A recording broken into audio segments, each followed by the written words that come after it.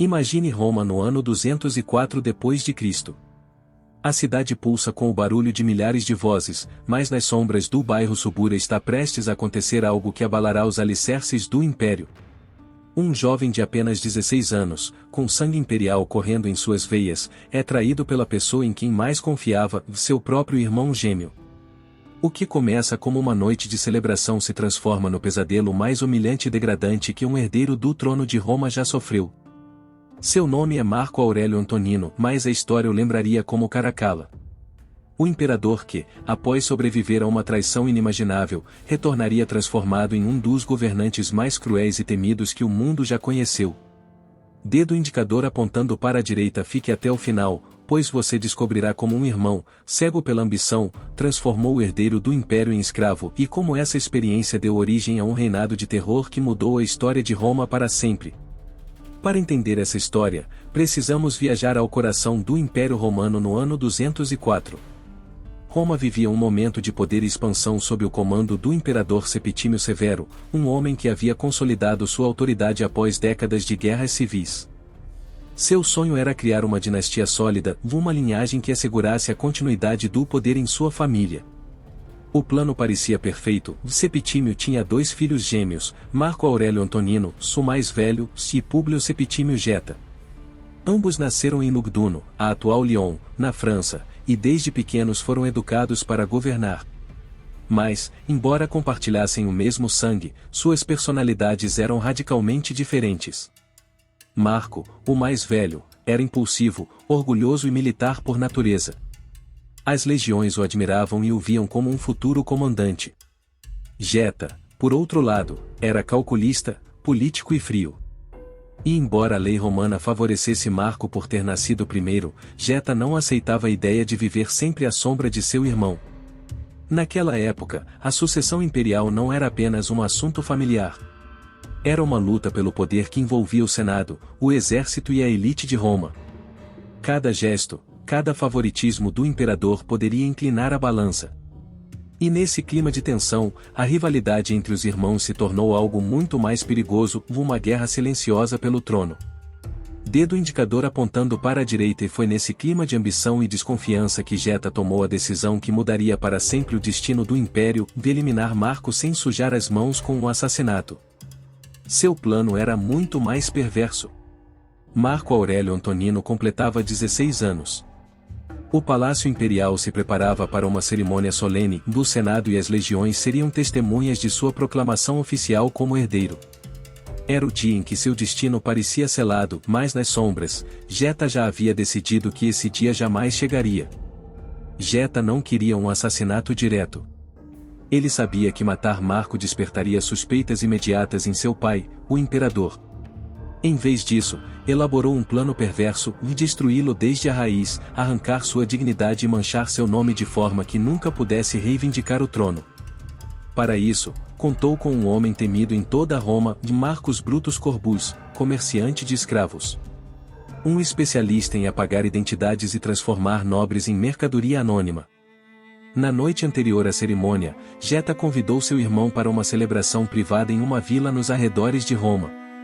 Marco, ingênuo e confiante, aceitou o convite.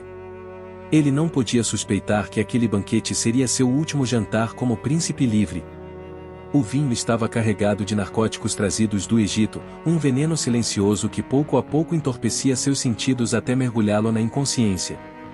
Quando Marco caiu desmaiado, homens armados invadiram a vila. Em poucos minutos, ele foi acorrentado e levado secretamente por túneis subterrâneos que levavam diretamente ao bairro mais sombrio e perigoso da capital, o Subura. Lá, longe do mármore do palácio, encontrava-se o mercado de escravos mais degradante do império. Durante 3 dias, permaneceu inconsciente em uma cela sem luz. Quando finalmente acordou, já não era mais o herdeiro do trono. Seu cabelo foi tingido, sua pele escurecida com corantes orientais e seu corpo marcado com símbolos falsos para fazê-lo parecer um escravo bárbaro capturado nas fronteiras. Seu nome foi apagado. Sua linhagem, ocultada. Aos olhos de Roma, Marco não era mais um príncipe, era apenas mercadoria. Dedo indicador apontando para a direita, e foi ali, no coração de Subura, que começou o pesadelo. O herdeiro de Roma estava prestes a ser leiloado como um simples escravo sexual, sem que ninguém soubesse sua verdadeira identidade. O tumulto do mercado de Subura atingia seu ápice. Entre os gritos dos vendedores e as apostas dos cafetões, um jovem de aparência nobre, mas acorrentado e sem nome, foi exibido diante da multidão. Ninguém suspeitava que aquele jovem era filho do imperador. Marco Aurélio Antonino, herdeiro do trono de Roma, foi vendido como escravo sexual por apenas 300 denários de ouro. Seu comprador foi Galus Valerius Maximus, dono do bordel mais exclusivo de Subura. Lá, os desejos dos poderosos se realizavam a portas fechadas. O prédio de 3 andares não era apenas um bordel, era uma fábrica de degradação. No primeiro andar, catálogos ilustrados permitiam aos clientes escolher a mercadoria. O segundo abrigava quartos decorados com óleos e perfumes. E no terceiro, como uma prisão dourada, dormiam os escravos quando não estavam sendo usados. Foi ali que Marco recebeu uma nova identidade, de Marcus Servus, um suposto bárbaro capturado na Germânia. Durante dias, ficou isolado em uma cela, alimentado apenas com pão e água, até que corpo e espírito parecessem ceder. Sua primeira experiência como escravo sexual chegou rapidamente, um senador idoso o exigiu como entretenimento de luxo. O que Marco viveu naquela noite foi mais que humilhação, foi uma ferida em sua dignidade, uma marca indelével que o acompanharia por toda a vida. Mas, em vez de se quebrar, Marco começou a desenvolver uma estratégia de sobrevivência mental. Durante o dia, obedecia. Interpretava o papel do escravo dócil, submisso, incapaz de resistência. Mas à noite, na solidão de sua cela, lembrava quem realmente era. Não Marco Servus, mas Marco Aurélio Antonino, herdeiro do Império Romano. E nessa dualidade nasceu uma nova força, vá de observar, memorizar e esperar. Cada cliente se tornava um livro aberto. Marco memorizava nomes, rostos, segredos confessados na intimidade e fraquezas escondidas sob o prazer. Sem saber, os homens mais poderosos de Roma estavam alimentando o jovem que um dia teria a vingança em suas mãos. E entre os outros escravos, encontrou uma aliada, Cláudia, uma grega culta que lhe ensinou a suportar a degradação mantendo a mente intacta. Foi ela quem o ajudou a transformar a dor em aprendizado e a humilhação em paciência estratégica. Dedo indicador apontando para a direita. O que ninguém imaginava era que, naquele bordel, não se destruía um herdeiro, estava se forjando o imperador mais perigoso que Roma conheceria. Janeiro de 205. Marco já estava quase 10 meses em cativeiro. Seu corpo estava marcado pela humilhação, mas sua mente se tornará mais afiada do que nunca. Então aconteceu o inesperado, uma visita que mudaria tudo. Naquela noite, o bordel recebeu um cliente distinto, Marco Aurélio Cleandro, prefeito do pretório e braço direito do imperador Septímio Severo. Cleandro buscava discrição e prazer, mas ao encontrar o jovem conhecido como Marcus Servus, ficou paralisado. Apesar do cabelo tingido, da pele alterada e das marcas do abuso, reconheceu os traços inconfundíveis do filho do imperador. Aquele garoto não era um escravo comum. Era o herdeiro perdido de Roma. Cleandro pediu uma sessão privada, e na intimidade Marco confirmou sua identidade, mostrou cicatrizes conhecidas apenas pela família imperial e recitou segredos do Senado e do Palácio, provas impossíveis de refutar. Cleandro compreendeu que não podia perder um segundo. Se aquele segredo vazasse, toda Roma explodiria em um escândalo que arruinaria o império. Naquela mesma noite, sob a aparência de uma simples compra, Cleandro pagou a Valério uma quantia que não levantasse suspeitas. Oficialmente, estava levando um novo servo doméstico. Na realidade, estava resgatando o herdeiro do trono. Marco foi levado em silêncio por túneis que levavam ao Palácio Imperial. Ao amanhecer, após quase um ano de inferno, ele via novamente o mármore e o ouro que um dia foram seu lar. O reencontro com seu pai, Septímio Severo, foi devastador. O imperador, que havia chorado pelo filho acreditando-o morto ou capturado por inimigos bárbaros, agora o abraçava com fúria e dor. Mas a alegria do retorno misturava-se a um horror indescritível. Marco relatou cada detalhe de seu sequestro, os nomes de senadores, comerciantes e militares que o humilharam, e os segredos que arrancou de seus clientes. Era um catálogo de corrupção e perversão capaz de destruir todo o governo. Septímio Severo compreendeu imediatamente que seu filho não havia retornado como vítima, mas como uma arma. O garoto ingênuo havia morrido na subura. Em seu lugar, nasceu alguém mais frio, mais calculista e muito mais perigoso. Dedo indicador apontando para a direita. A partir daquele momento, pai e filho começaram a planejar secretamente a vingança. Uma vingança que não se basearia em espadas, mas em algo muito mais poderoso, informação e medo. Após seu retorno, Marco não apareceu imediatamente em público. Oficialmente, continuava desaparecido. Secretamente, junto ao pai, começou a criar algo que Roma nunca tinha visto, uma rede de poder subterrânea, tecida com chantagem, manipulação e medo. Marco tinha uma vantagem incomparável, ouviu as confissões mais íntimas de senadores, comerciantes e oficiais enquanto eles o acreditavam um escravo anônimo. Segredos de corrupção, traições políticas, negócios ilegais, conspirações contra o império, toda essa informação agora estava em suas mãos.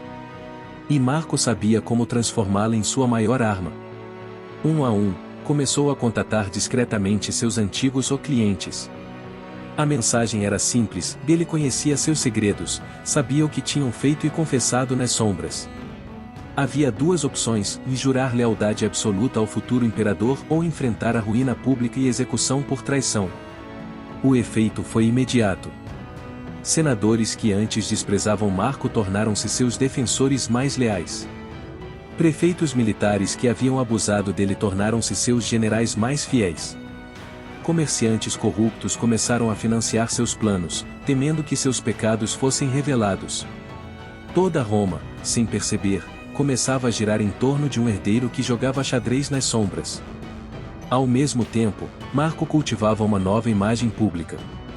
Para o povo e o Senado, a história oficial explicava sua ausência. Ele estava em uma missão secreta nas províncias orientais, infiltrando-se entre tribos bárbaras como espião imperial. Uma narrativa conveniente que escondia a verdade e o devolvia a Roma como um herói misterioso, endurecido por provas secretas.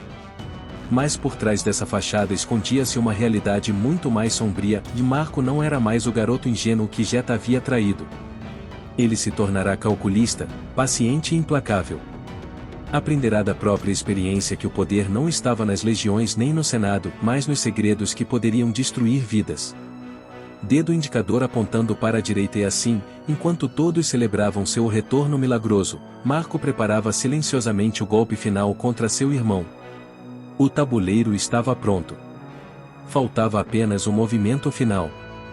Roma, ano 207 d.C. 3 anos haviam se passado desde aquela noite na vila em que Geta traiu seu irmão. À primeira vista, os gêmeos conviviam novamente no Palácio Imperial. Em público, abraçavam-se, compartilhavam banquetes e sorriam diante do Senado. Mas por trás de cada gesto cordial escondia-se uma verdade incômoda. Marco sabia o que Geta havia feito, e Geta temia, em silêncio, que a verdade fosse revelada algum dia. Marco esperou o momento certo. Não tinha pressa. Aprenderá que a paciência era a melhor arma. E quando considerou que todos os fios estavam em suas mãos, convidou seu irmão para uma expedição de caça nas florestas de Albano. Um passeio fraternal, íntimo, longe do palácio e de testemunhas indesejadas. Geta, confiante, aceitou. Exatamente como Marco havia feito anos antes. Na primeira noite, compartilharam vinho e lembranças. Na segunda noite, Marco serviu-lhe uma taça preparada com os mesmos narcóticos que haviam sido usados contra ele. O círculo se fechava. Geta bebeu sem suspeitar de nada. E quando acordou, acorrentado em uma caverna escura, compreendeu que a história se repetia, mas com os papéis invertidos. Diante dele estavam os 3 cúmplices da conspiração original: o Corbus, o mercador de escravos, o Valerius, dono do bordel, e Fabius, um dos proxenetas que facilitaram a venda. Todos eram prisioneiros, todos humilhados. Marco apareceu iluminado por tochas, com o rosto endurecido pela dor e pela vingança. Ele mostrou a eles documentos, confissões e provas que confirmavam o que Geta havia feito. Não havia saída, nenhuma negação possível. A sentença de Marco foi tão cruel quanto calculada. Geta viveria o mesmo que ele. Seria vendido como escravo, renomeado com um nome falso, obrigado a servir os mesmos clientes que um dia abusaram de seu irmão. Cada humilhação seria documentada, cada lágrima transformada em um testemunho vivo de justiça implacável. Não seria um castigo rápido, seria uma degradação lenta, metódica e impossível de escapar. Durante meses, Jeta passou pelo mesmo inferno que Marco. Mas, ao contrário de seu irmão, ele não tinha força mental para resistir. Quebrou-se. Perdeu sua identidade, seu orgulho, sua dignidade.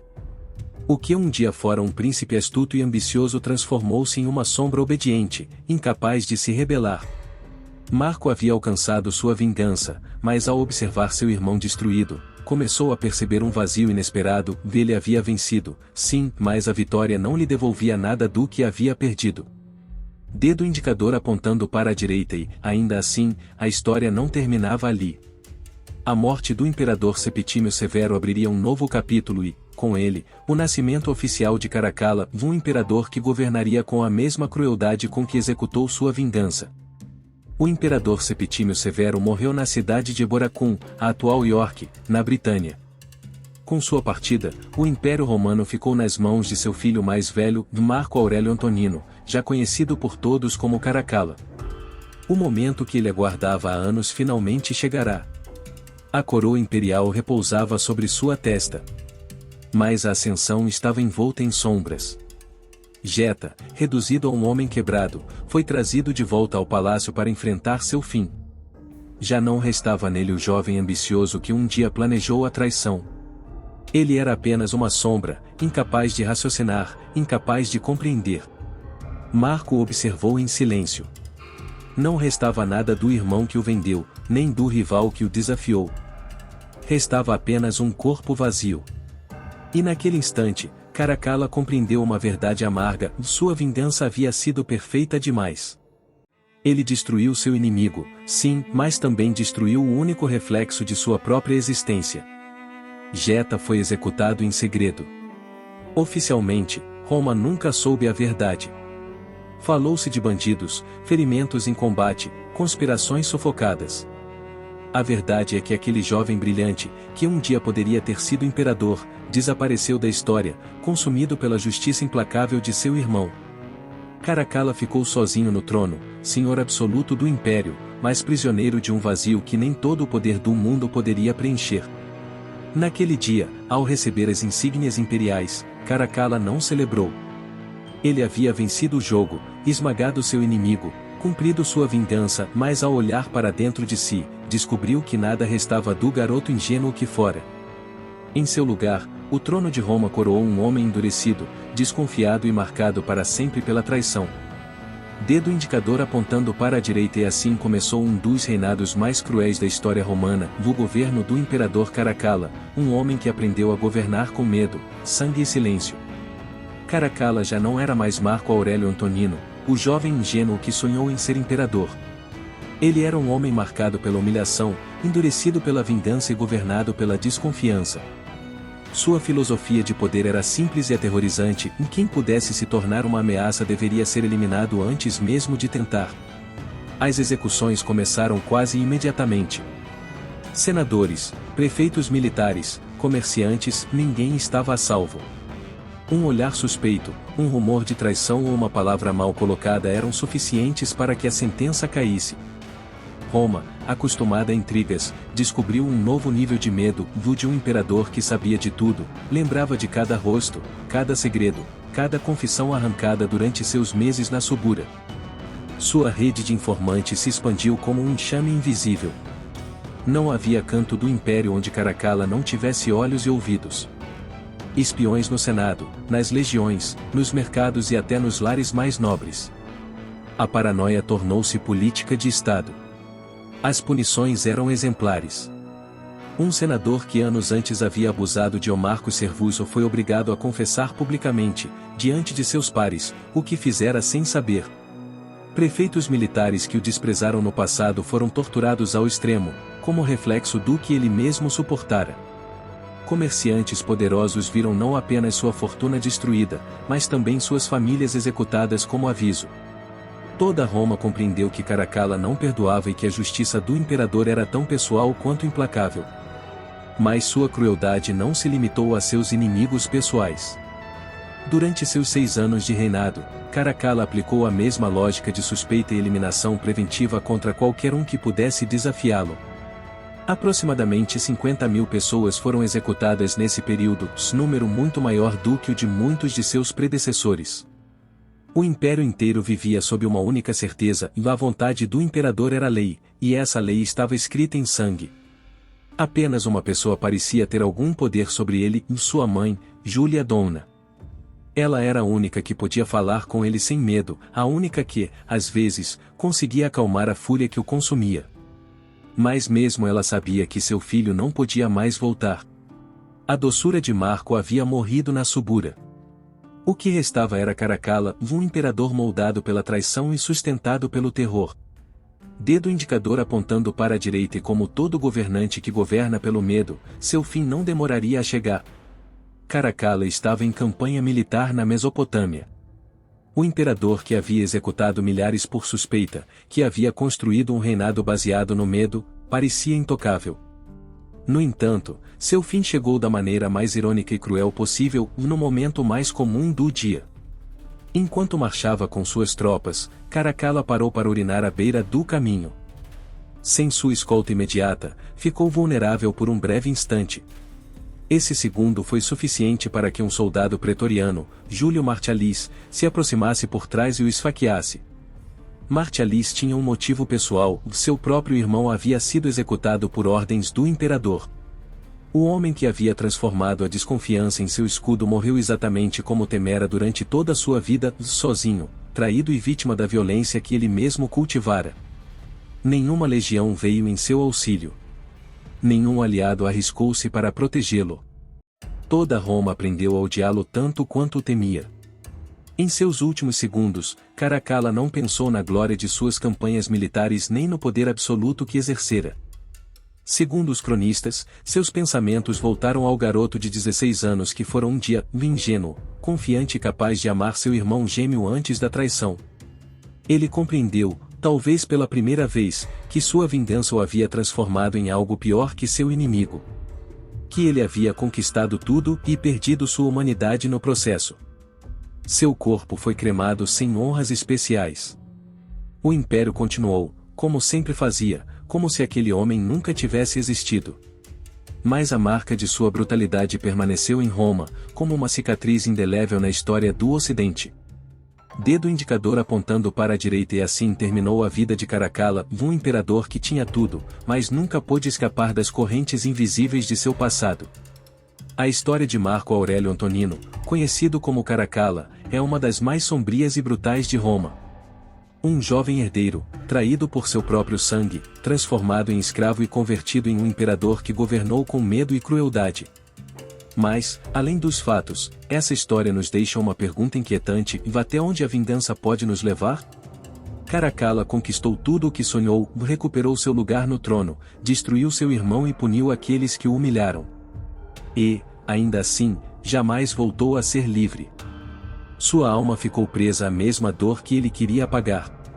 A justiça perfeita que buscou acabou se tornando sua condenação. Talvez essa seja a verdadeira lição: a vingança promete alívio, mas, na realidade, é uma corrente que nos prende ainda mais ao passado.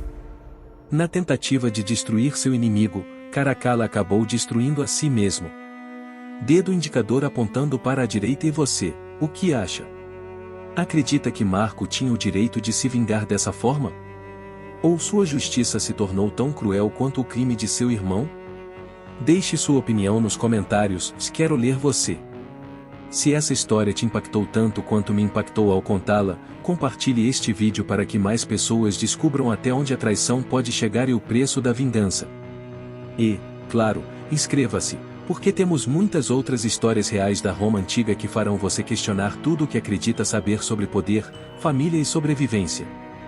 Em um mundo onde até os laços de sangue podem ser quebrados pela ambição, lembremos que, às vezes, a espada mais perigosa não é a do inimigo, mas a que nós mesmos forjamos dentro de nós.